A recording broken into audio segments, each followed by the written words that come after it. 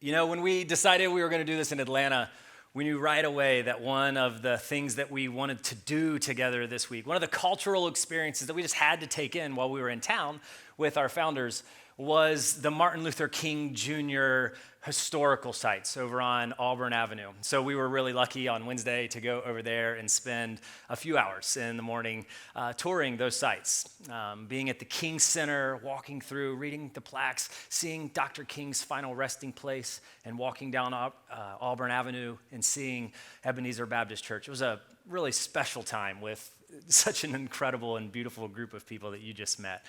And so many things obviously stick out to you in a moment like that. For me, as I was reading these plaques and looking at all these historical photos, one of the things that jumped out was this awareness of these other people that were consistently alongside Dr. King, right? People like John Lewis and Andrew Young and Rosa Parks and his beloved wife, Coretta, right? And it struck me that disruptive people that are doing disruptive things need people alongside them. They need people to come and walk with them and to cheer them on and to support them and to lock arms with them and to be there with them through thick and through thin.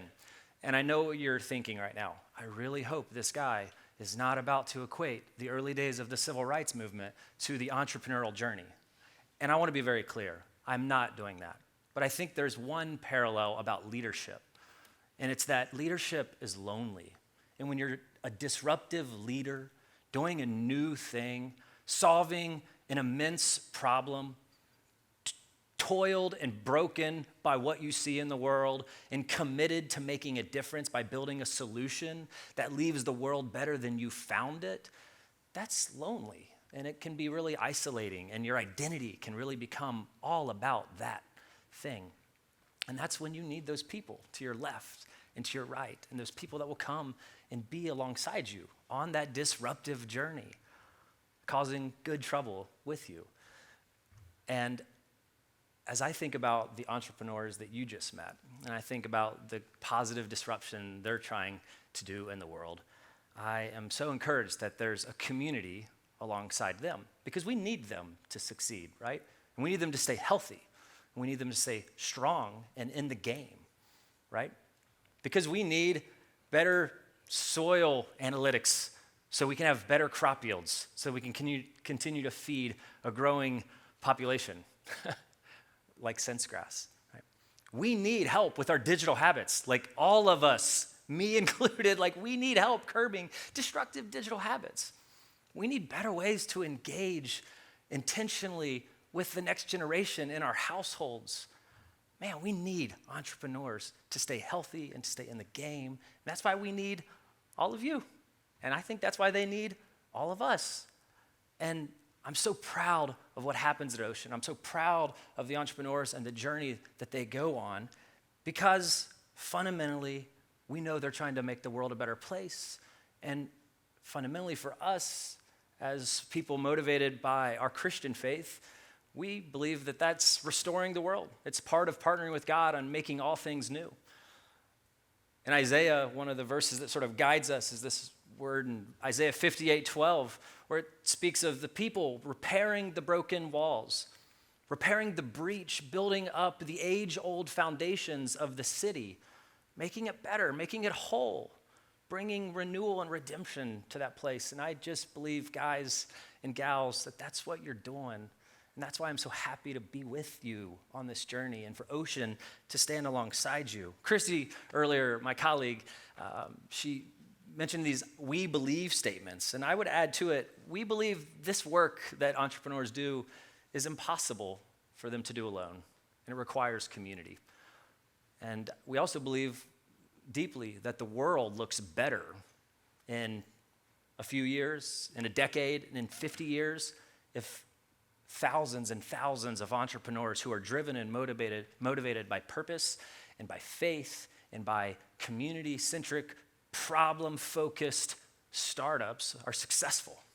And they build healthy, strong businesses that create flourishing workplace cultures. What looks different about your family, your neighborhood, your church community, if the folks there are employed by workplace cultures that are dynamic and life-giving and allow folks to come home with the best of themselves. This is why we do what we do at Ocean. It's to help people launch those sorts of things. So we think, man, the world looks like a better place in a decade if that's the case.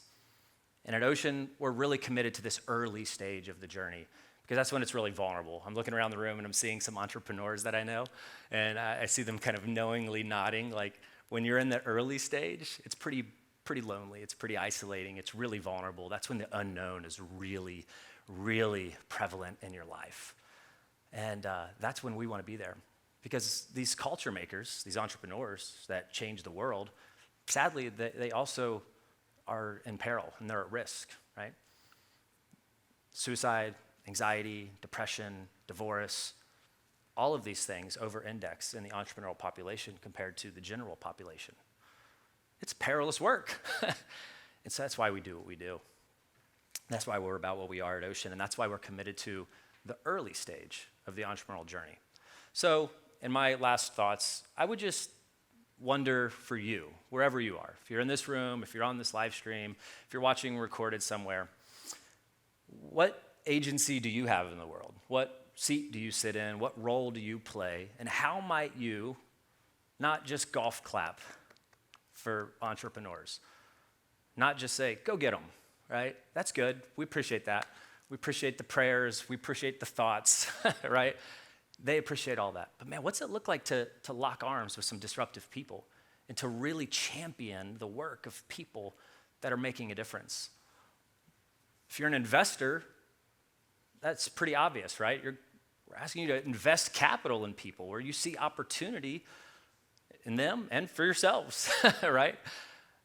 But what would it look like maybe to slide that capital a little earlier? Have you thought about maybe what it would look like to get involved in an earlier stage? What would it look like for you to be one of the funds or one of the angels that was part of one of the very first African-American pregnant females to ever raise $1 million seed round, Stephanie? What would it look like for you to be a part of that story? Man, I don't know, but I want to be a part of that story. And maybe you're just a leader in the world of faith or your workplace, or maybe you own a company. Maybe you're just not sure what to do, frankly, right? And you're going, I don't know, but I'm going, yeah, more of this, right? Maybe you'd be like my friend Stephen, who I think's here somewhere, an old college friend. And Stephen reconnected with me after like 15 years and saw what we were up to at Ocean. And he reached out and we reconnected and he learned more. He said, I'm so moved by what you do.